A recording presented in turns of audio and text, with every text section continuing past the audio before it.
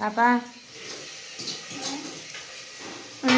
இன்னைக்கு பிரதோஷம், மகா சனி பிரதோஷம். ரெண்டு பிரதோஷம் தான் இந்த வருஷத்தில். பிப்ரவரியில் ஒன்று, பிப்ரவரி லாஸ்ட்டில் ஒன்று, பிப்ரவரி 2வது வாரத்துலேயே வந்துச்சுன்னு நினைக்கிறேன். அப்புறம் இது ஒன்று, இவ்வளவுதான் சனி பிரதோஷமே. நாம் பிடிக்கிறது சனி பிரதோஷம் மட்டும்தான். இன்னைக்கு வந்து எங்கள் வீட்டில் வந்து பார்த்தீங்கன்னா முள்ளங்கி சாம்பார், தயிர் சாப்பாடு.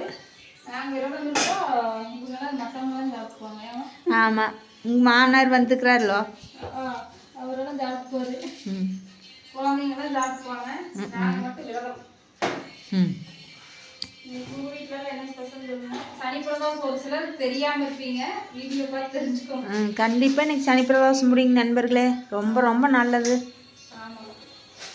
இப்போ வந்து எங்கள் வீட்டுக்கு பக்கத்துலேயே வந்து சிவன் கோவில் இருக்குது.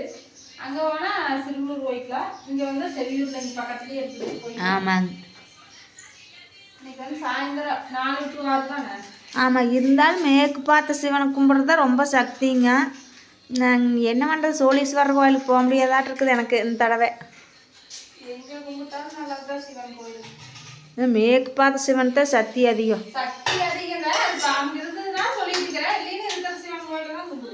இருக்குங்காட்டித்தான் சொல்கிறேன், இருக்கிற பக்கம் போய் கும்பிடணுமில்ல. அப்புறம்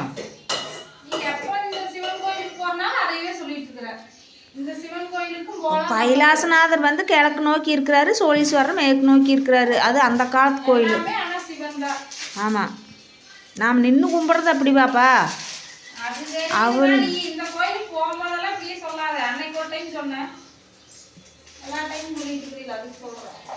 அதுக்காக கைலாசநாதர், அதுக்காக நான் கைலாசநாதர் பகவானை கும்பிட்றது இல்லைன்னு நினைக்க வேண்டாம், கும்பிடுவேன். அப்படி சொல்கிறேன், அதுதான் அப்படி இருக்குது அப்படின்னு.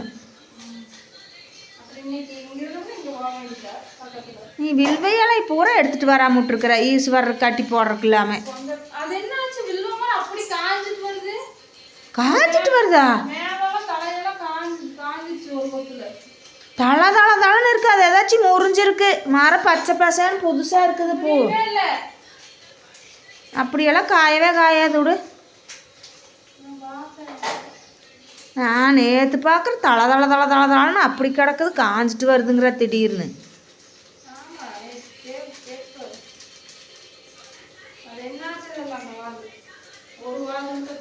அதில் ஏதோ ஒன்று தென்னை மட்டை கீது உளுந்து முறிஞ்சிருக்கு.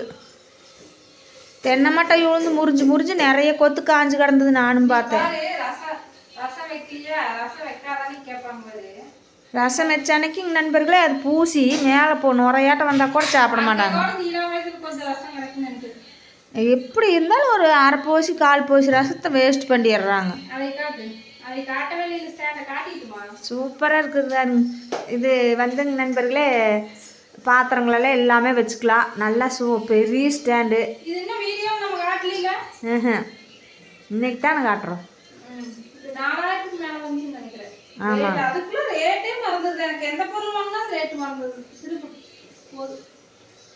அது ஜெகன் மெட்டல்ல தான் ஃப்ரெண்ட்ஸ் வாங்க. சரியான வெயிட், நல்லா குவாலிட்டியா இருந்துச்சு. 4000க்கு மேல வந்துச்சு. ஆனால் ரேட் என்னங்கன்னு எனக்கு மறந்து போச்சு. அது எப்போ வாங்கியாச்சு. வாங்கி போனது சக்தியே வந்து ஆணி அடிச்சு மாட்டி, ஏற்கனவே இலவசம் அடிச்சுட்டு இருந்துச்சு. அதுலயே மாட்டி அவங்களுக்கு சின்னது, இது நம்மளுக்கு பெருசு. பாத்திரமெல்லாம் அடிக்க வச்சிருக்கிற, அப்படி ஏதோ அடிக்க வச்சு கோருங்க எல்லாம் சாய் வருது தக்கடிக்கலாம். ஆமாம், இன்னும் சுபாஷ் குட்டி வந்து எந்திரிக்கவே இல்லை. 6வது நாள் குட்டியும் அவங்க தாத்தா உல்லாச பயணம் மேற்கொண்டு போயிடுச்சு. அவரால் இருக்கவே முடியல 4 தரத்துக்குள்ள. அவரு தோட்டங்காட்டுக்கு வண்டி எடுத்து சுத்திட்டு இருந்தாலும் இங்க வந்தா போர் அடிக்க மாட்டேங்குது. ஏதோ 6வது ரோட்ல அதுக்கு எதுக்கு நடக்கிறதுங்க, வீட்டுக்குள்ளேயே உட்காந்துருக்க முடியாது. டீ கடைக்கு போயிட்டு வந்தாச்சு. 6:30க்கு மேல எங்களுக்கு பால் வாங்கிட்டு வந்து கொடுத்தாப்படி நாங்கள் இங்கேயே டீ வச்சு குடிச்சிட்டோம். இப்போ மறுபடியும் உட்கார முடியல. கொஞ்ச நேரம் கொஞ்சம் வேலைக்கு போட்டோம். தொடர்ந்து வீடியோ பார்க்குற நண்பர்களுக்கெல்லாம் ரொம்ப நன்றி. நேற்று எங்கள் பாப்பா வீடியோவை நான் போடாமையே இருந்திருக்கலாம் போல் இருக்குது. ஒரு வீடியோக்கு கூட வியூஸே ஓடிட்டு நேற்று நான் வந்த உடனே சொன்னேன். அப்படி சரி விடு சாமி, நடக்கிறது நடக்கட்டுன்னு நான் சொன்னேன்.